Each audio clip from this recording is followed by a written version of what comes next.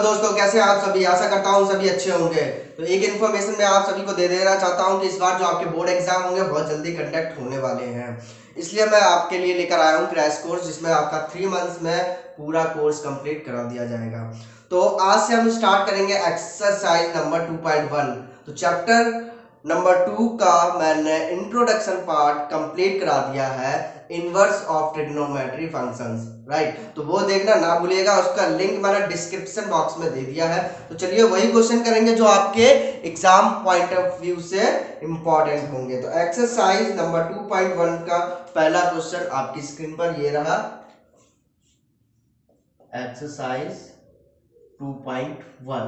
पहला क्वेश्चन देखिए क्या है। चलिए क्वेश्चन कराने से पहले मैं आपको कुछ चीजें भी बता देता हूँ, थोड़ा सा रिकॉल करा देता हूँ, क्योंकि इसमें उनकी बहुत ही ज्यादा भूमिका रहेगी। ये देखिए जो आपके sine inverse, cos inverse, cosec, sec, tan and cot की पहले लिमिट देख लेते हैं क्या है। मैंने वैसे करा दिया है, यहाँ पर आपको रिकॉल करा देता हूँ। साइन इनवर्स की जो लिमिट है -π/2 से π/2 होती है, एंड कॉस इनवर्स की आपकी जो लिमिट होती है वो 0 to π होती है, एंड कोसेक की जो होती है वो आपकी होती है -π/2 से π/2। लेकिन इसमें जीरो इंक्लूड नहीं होता। क्यों?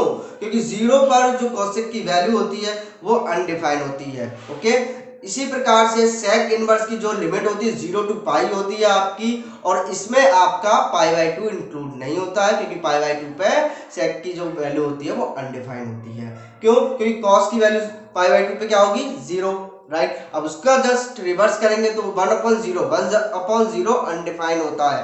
ओके, एंड tan इनवर्स की जो लिमिट आपकी रहेगी वो -π/2 से π/2, एंड cot इनवर्स की 0 to π। ये आप ध्यान में रखिएगा, इसी पर बेस्ड सारे क्वेश्चन होंगे। और एक चीज और मैं आपको बता देता हूं, बहुत ही सिंपल तरीके से समझिएगा। इसमें आपके 4 क्वाड्रेंट होते हैं, ठीक है। यहां पर आपका 0 होता है, यहां पर आपका 180 डिग्री कह लो या फिर पाई कह लो, एक ही बात है। यहां पर आपका 90 डिग्री यानी कि π/2, यहां पर 270, मैंने पिछली क्लास में बताया था इसको -π/2 भी कहते हैं। ओके, तो ये 4 क्वाड्रेंट होते हैं। इसमें आपका सिर्फ साइन और कॉसेक, इसमें ऑल पॉजिटिव कर लीजिए, साथ में लिख लीजिए ऑल पॉजिटिव। लिखने में थोड़ी सी दिक्कत होगी, ऑल पॉजिटिव। ओके, और यहां पर आपका सिर्फ साइन और कॉसेक पॉजिटिव होगा, साइन और कॉसेक पॉजिटिव होगा। ओके, थर्ड क्वाड्रेंट में आपका क्या रहेगा? थर्ड क्वाड्रेंट में आपका टैन और कॉट पॉजिटिव रहेगा, और जो फोर्थ क्वाड्रेंट होगा उसमें कॉस और सेक पॉजिटिव। अब इसको ध्यान से समझिएगा। जैसे मान लीजिए अगर हम लिखते हैं कॉस 180 प्लस थीटा। अब थीटा की वैल्यू कुछ भी हो सकती है, 1 डिग्री, 2 डिग्री, 3 डिग्री, 4 डिग्री। तो ये कौन से क्वाड्रेंट में जाएगा इसको समझना बहुत जरूरी है। ये मैं आपको समझा देता हूं। देखिए अगर 180 में मान लीजिए मैंने 10 डिग्री ऐड कर दिया तो कितना हो जाएगा? 190 डिग्री। तो 180 डिग्री तो यहां तक है, ये यहां से चला, यहां पर 180 खत्म हो गया। अब जैसे ही इसमें 1 डिग्री भी जुड़ेगा वो कौन से क्वाड्रेंट में आ जाएगा? थर्ड क्वाड्रेंट में आ जाएगा। थर्ड क्वाड्रेंट में क्या आ जाएगा? कॉस माइनस हो जाएगा। तो इसको जब भी हम लिखेंगे तो सीधे सीधे लिखेंगे माइनस कॉस थीटा। क्यों? क्योंकि 180 प्लस और माइनस नो चेंज होता है, और 90 अगर यहां पर 90 होता, 90 प्लस थीटा अगर हम करते हैं 90 प्लस थीटा, तो ये चेंज हो जाता, ये चेंज हो गया, किसमें आ जाता? साइन में। किसमें आ जाता बेटा? साइन में। तो देखिए यहां पर आपका क्या होगा? 90 प्लस थीटा अगर हम करेंगे तो 90 यहां पर आएगा प्लस, यानी कि ये सेकंड क्वाड्रेंट में आ जाएगा। सेकंड क्वाड्रेंट में भी कॉस क्या होता है? माइनस होता है, तो माइनस आ जाएगा, कॉस चेंज हो जाएगा साइन में, तो ये हो जाएगा साइन थीटा। यहां तक बात क्लियर हो गई? यहां तक बात क्लियर हो गई, और ये बात क्लियर ही होनी चाहिए, अदरवाइज आप आपके क्वेश्चन नहीं कर पाएंगे। तो चलिए अब क्वेश्चन सॉल्व करते हैं। ये चीज बहुत इंपॉर्टेंट थी आपको समझने के लिए, इसलिए मैंने ये रिकॉल करा दिया आपको। अब क्वेश्चन करेंगे एक्सरसाइज नंबर 2.1 का फर्स्ट क्वेश्चन। फर्स्ट क्वेश्चन ये है आपका, वैल्यू फाइंड आउट करनी है साइन इनवर्स -1/2 की। फर्स्ट क्वेश्चन है साइन इनवर्स -1/2। तो जब भी साइन इनवर्स यानी कि ये सारे इनवर्स फंक्शन जो भी आते हैं वो क्या होते हैं, एंगल होते हैं, ये मैंने आपको बताया है। ओके, तो सॉल्यूशन स्टार्ट करते हैं इसका सॉल्यूशन। मान लीजिए sine inverse -1/2 equals to x मान लिया हमने। अब आप कहेंगे सर यहाँ पर हम सीधे वैल्यू रख सकते हैं, क्यों? क्योंकि ये जो वैल्यू होती है किसकी वैल्यू होती है, 1/2। साइन की वैल्यू 1/2 कौन से एंगल पे होती है, π/6 यानी कि 30 डिग्री, π/6 यानी कि 30 डिग्री पर होती है, लेकिन ये माइनस में है, राइट। चलिए इसको सॉल्व करते हैं, अभी आप सब समझ जाएंगे। साइन इनवर्स -1/2 इधर ही रहेगा बेटा, -1/2 इधर ही रहेगा। ओके, ये उधर पहुंच जाएगा, ये जाएगा साइन एक्स, साइन एक्स। अब -1/2 आ रहा है ना, -1/2 आ रहा है तो माइनस यहीं लिखिए, साइन ये π/6 की वैल्यू होती है इक्वल टू साइन। अब देखिए इधर माइनस है इधर प्लस है, तो ये क्या हो रहा है, हम इनके एंगल को अभी जस्टिफाई नहीं कर सकते हैं, बिल्कुल भी जस्टिफाई नहीं कर सकते कि एक्स की वैल्यू क्या होगी, तो हमें इसको चेंज करना पड़ेगा।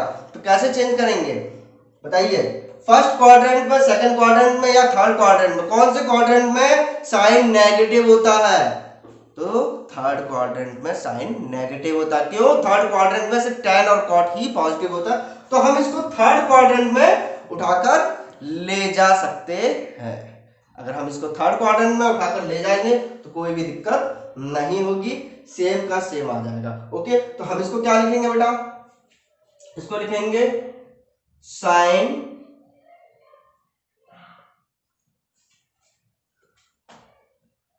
ये आ गया आपका पाई, ठीक है, -π/6 अगर करेंगे तो किस में पहुंच जाएगा, थर्ड में। और अगर इसमें हम करते हैं पाई प्लस कर देते हैं, पाई प्लस π/6, तो ये किस में पहुंच जाएगा, थर्ड क्वाड्रेंट में पहुंच जाएगा। इस बात को आप गांठ बांध लीजिएगा। ओके, किस में पहुंच जाएगा, ये थर्ड क्वाड्रेंट में।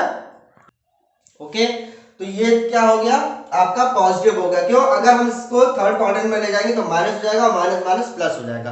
अब एक चीज आप देखिए, अगर हम यहां से एंगल कैलकुलेट करेंगे तो ये आ जाएगा आपका पाई प्लस π/6 इक्वल्स टू 7π/6। तो आप ये बताइए कि 7π/6 क्या इस रेंज में आ रहा है, नहीं आ रहा है, तो हम इसको पॉजिटिव करके नहीं कर सकते हैं। इट मींस का इसका जो एंगल होगा, इसका जो एंगल होगा वो नेगेटिव ही हो एक्सक्यूज मी, नेगेटिव ही होगा। ओके, तो फिर कैसे होगा, इसको क्या करेंगे, जो ये एंगल है, एंगल का साइन है वो अंदर ले जाएंगे, π/6 इक्वल्स टू साइन एक्स।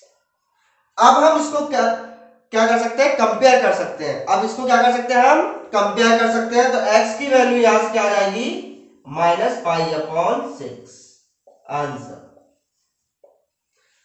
ठीक है, कोई दिक्कत यहां तक कोई दिक्कत नहीं होनी चाहिए, क्योंकि हमने इसको पूरे फंक्शन को x मान लिया था और x की वैल्यू हमने फाइंड आउट कर ली है। तो यहाँ पर ये x इक्वल टू क्या आएगा, साइन इनवर्स -1/2 की वैल्यू क्या आ गई, -π/6। चलिए नेक्स्ट क्वेश्चन करते हैं।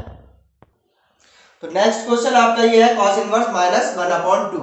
ओके, इसमें भी माइनस आ रहा है, राइट। चलिए देख लेते हैं हम कि कैसे इसको सॉल्व करेंगे। देखिए इसको माइनस में आ रहा है एंगल या प्लस में आ रहा है एंगल, इसको चेक करने के लिए आप सीधे लिमिट चेक कर सकते हैं कि अगर माइनस आ रहा है तो क्या cos की लिमिट माइनस में होती है, cos की लिमिट माइनस में कभी नहीं होती है, 0 to π होती है, हमेशा पॉजिटिव होती है।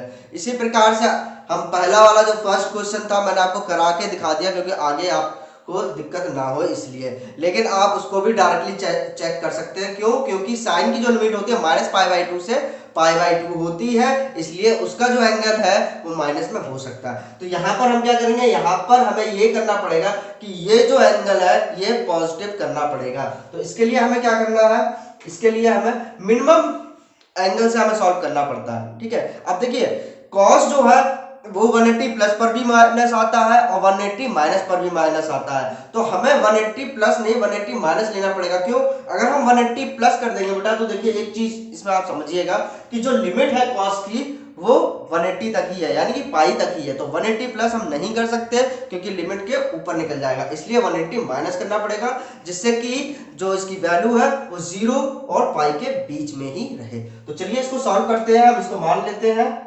x। ओके, तो cos, तो -1/2 की वैल्यू क्या हो जाएगी? cos x। Okay, minus cos 1/2, cos 60 की वैल्यू होती है 1/2, तो क्या लिखेंगे? Pi by 3 equals to cos x। Clear?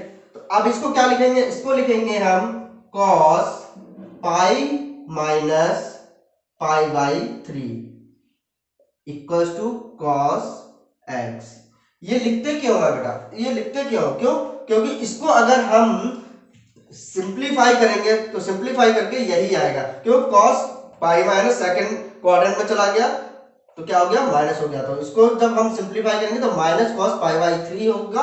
बस हमने इसको थोड़ा सा मॉडिफाई करके ये लिख दिया। दोनों एक ही चीज है, कोई अलग नहीं है। वो हमने इसलिए किया है क्यों? क्योंकि अगर हम इसको कंपेयर करेंगे तो यहाँ पॉजिटिव है तो यहाँ पर भी पॉजिटिव होना चाहिए। ओके, दोनों के जो एंगल है उनको कंपेयर कर लीजिए। तो x की वैल्यू यहाँ पर आ जाएगी पाई माइनस पाई अपॉन 3। इसको सिंप्लीफाई करेंगे तो यहां पर जाएगा 3 माइनस 1 हो जाएगा 2/3 पाई।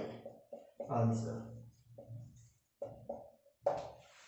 ओके, चलिए ये तो एक सिंगल एंगल का था। अब डबल एंगल का एक क्वेश्चन ले लेते हैं। इंपॉर्टेंट क्वेश्चन ही करेंगे क्योंकि हमारे पास इतना टाइम नहीं है कि हम सारे एक्सरसाइज के सारे क्वेश्चन सॉल्व करा सकें। ओके, तो नेक्स्ट क्वेश्चन देखते हैं। नेक्स्ट क्वेश्चन, तो ये रहा आपका next question. tan inverse 1 plus cos inverse -1/2 plus sin inverse -1/2।